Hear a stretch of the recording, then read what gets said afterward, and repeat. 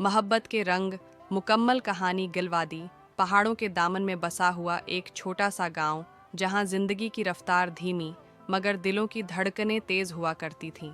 वहीं इस प्रस्कून वादी में जरी और आफाक की कहानी जन्म लेती है। जरी, गांव के इस्ताद की बेटी, एक रोशन ख्याल, जाजिब नज़र और ख्वाबों में गुम रहने वाली लड़की थी, और आफाक, एक किसान का बेटा, खामोश, बुर्दबार और मोहब्बत को दिल की गहराइयों में पालने वाला जवान। बचपन के दिनों में जरी अक्सर आफाक को छेड़ा करती, कभी उसकी किताबें छिपा देती, कभी उसके नाम नज़में सुनाती। आफाक हमेशा मुस्कुराकर सब सह लेता, क्योंकि वो जानता था जरी की शरारतों में ही उसकी मोहब्बत छिपी हुई है। वो अल्फाज से मोहब्बत है का इजहार नहीं कर पाता, मगर उसकी हर नज़र, हर खामोशी जरी को समझ आ जाती थी। वक्त गुजरता गया, स्कूल ख़त्म हुआ। जरी ने बड़े ख्वाब आंखों में सजा लिए और शहर का रुख किया। आफाक ने गांव में रहकर खीतों को संवारने का फैसला किया। इसने मोहब्बत को अपनी ज़ात का हिस्सा बना लिया। जरी की यादों को हुआ, बारिश और मिट्टी में समेट लिया। शहर में जरी ने तालीम मुकम्मल की। कई लोग उसके आसपास आए, कुछ उसकी खूबसूरती के दीवाने हुए, कुछ उसकी जहानत के, मगर कोई भी आफाक जैसा न था, जो जरी को बना कहे भी समझता था, जो उसे खामोशी से चाहता था, जो उसकी रूह से मोहब्बत करता था। इधर आफाक हर दिन एक ख़त लिखता।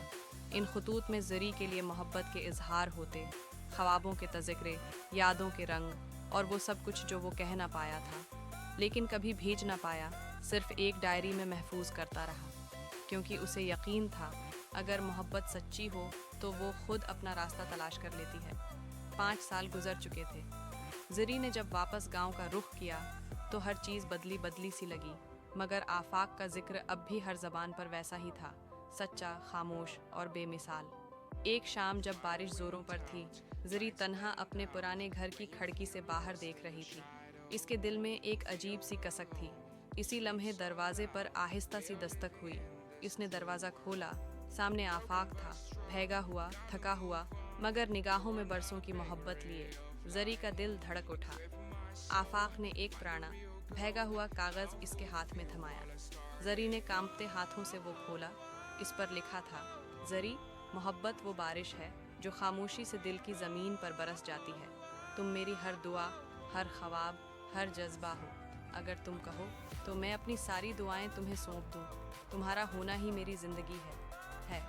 जरी की आंखों से आंसू बहने लगे। वो आहिस्ता से बोली, आफाक, इतने बरसों से मैं भीग रही थी तुम्हारी यादों की बारिश में।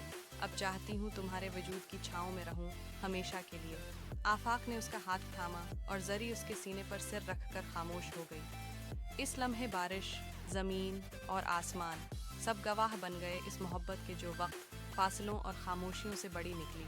चंद दिन बाद, एक सादा सी रस्म के बाद वो दोनों एक हो गए।